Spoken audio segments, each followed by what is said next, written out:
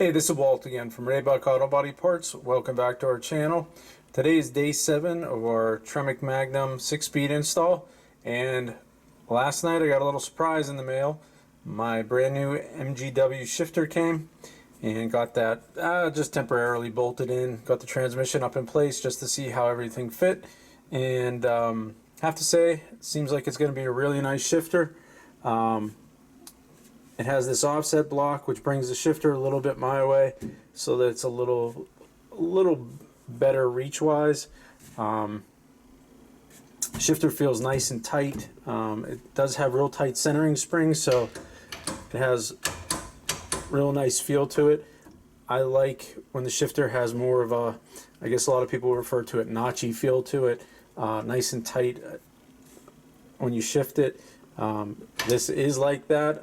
It's very positive shifting. Automatically goes straight from like second to third, and pretty nice throw on it. I haven't measured it. It's around probably about 3 or 4 inches to go from like all the way in third to fourth, or first to second, however you want to say it. I think we are going to make a little bit of modifications to this shifter. This shifter handle is a straight handle, and it's not too bad of a position.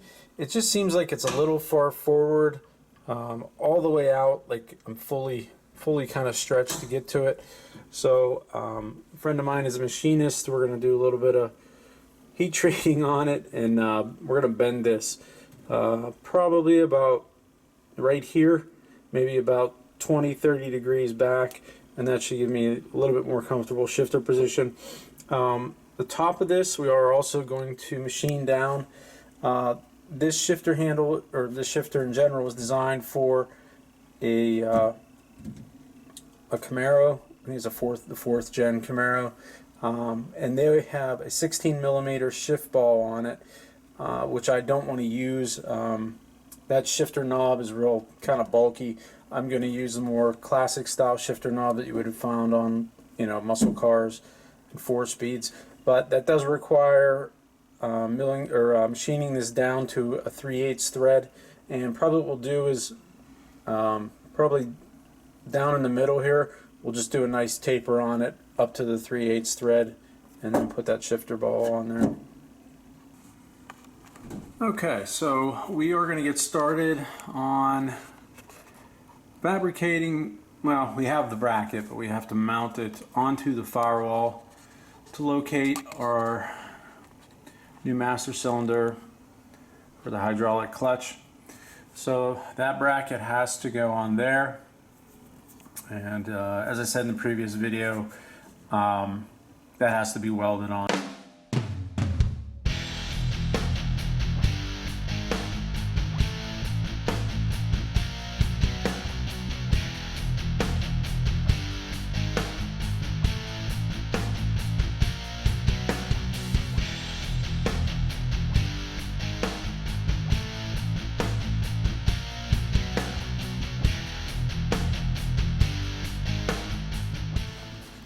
Okay, so we're making a little progress here on our firewall plate. The way that where the hole is for this, that plate kind of overlapped the hole that was originally in there. Directions say to trim to match the hole. So I don't know if you can see it very well, but I had to take not a lot of material out of there, but some material to make that opening for the rod to go through there. So now what we have to do is figure out on the back side here, there's a gap. You can see I can get my finger behind that.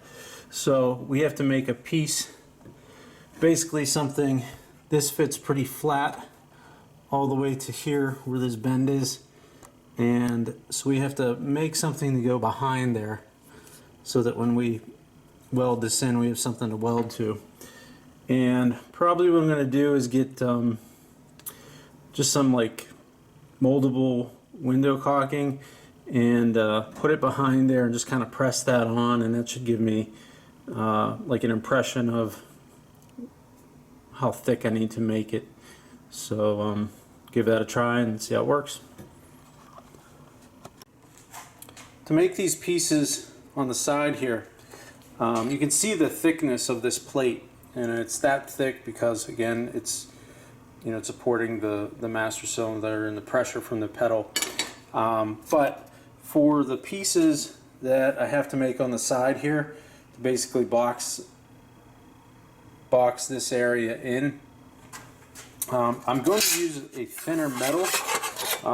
This is probably I don't know, maybe 18 gauge, something like that, because once this is in, I have to weld this to the firewall, and the firewall isn't very thick, probably about this thickness. So if I try to weld this in and use the same thickness as this plate, it's going to be tough to weld. Now I have to do it up around the top here. I don't have any choice there, so I'm going to have to be careful.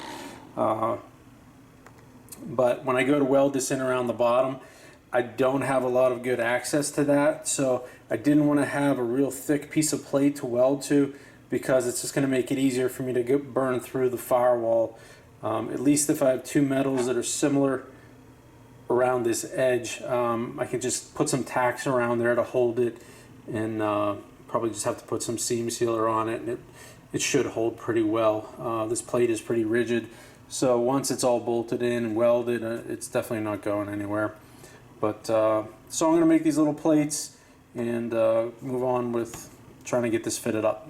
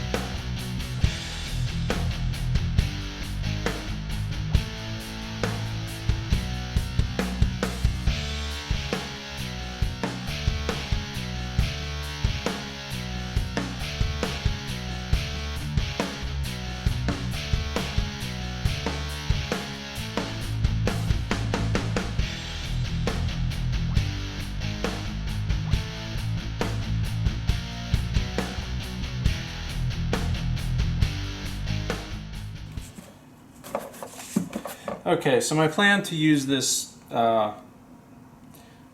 kind of formable caulking to kind of figure out the pieces for this plate, it doesn't seem like it's working out like I thought.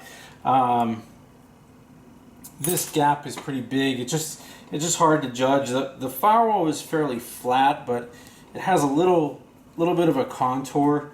So I think what I may do is just lay this flat on the table and use this piece of metal to make the bottom side of it, and just tack it in place, fit it up on the firewall, see how that's going to work. And then once I have this distance set, then I can just kind of fill in the sides. And again, I might use some thinner metal for the sides.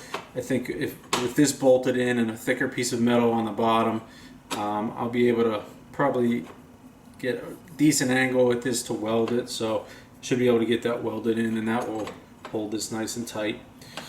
So we're gonna keep making and hopefully sooner or later we'll get this bracket ready to go in the car and we can start getting it welded in.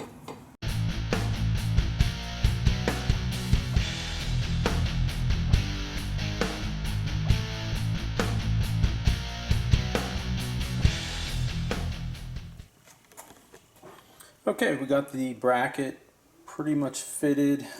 This bottom piece was the piece that I was kind of fitting on there, trying to make sure that once it bolts on, this isn't like forcing that out or anything. So I'm going to put our little side pieces on, get those welded in, and then we'll get that fitted, mounted up, and hopefully we get this welded in.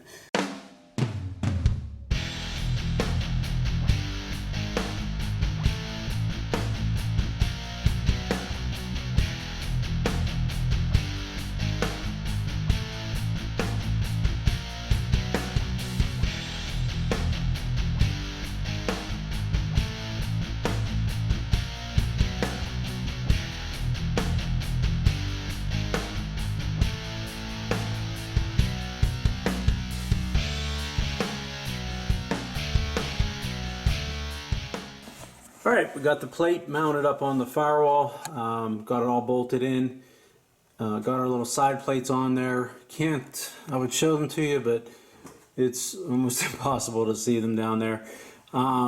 Not quite as, the little like side plates aren't as tight as I would like them to be around the sides. The one on like over here, that one is pretty good. That's pretty good. The bottom isn't bad. This side over here there's a pretty big gap there. I don't even know if I'm going to be able to get to that to weld it. It's just the spot that it's in it'll be hard to get to. I am going to use a MIG welder for this, not the TIG welder. It would just be too hard to try and get in there and TIG weld that. The MIG that I have is probably a little underrated for this. That plate is I don't think it's 3/8, but or not 3/8, 3/16. I mean, so but the firewall is pretty thin, so I can't put too much heat to it anyhow. So we'll try to see how it welds, and I mean, it's going to be bolted on anyhow, so I don't think there should be any problem with it. But we'll get the paint off where we're going to weld, and clean that up a little bit and get it ready and see if we can get it welded on.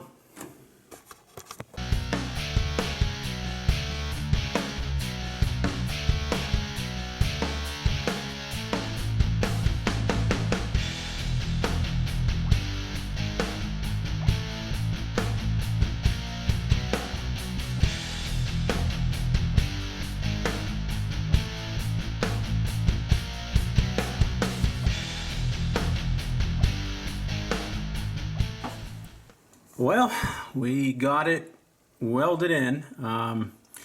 It is definitely not great. In fact, it's probably the worst thing I've ever welded in my life. Just no way to get to it cleanly, and trying to weld that thicker plate to the firewall. You can kind of see on the top here where I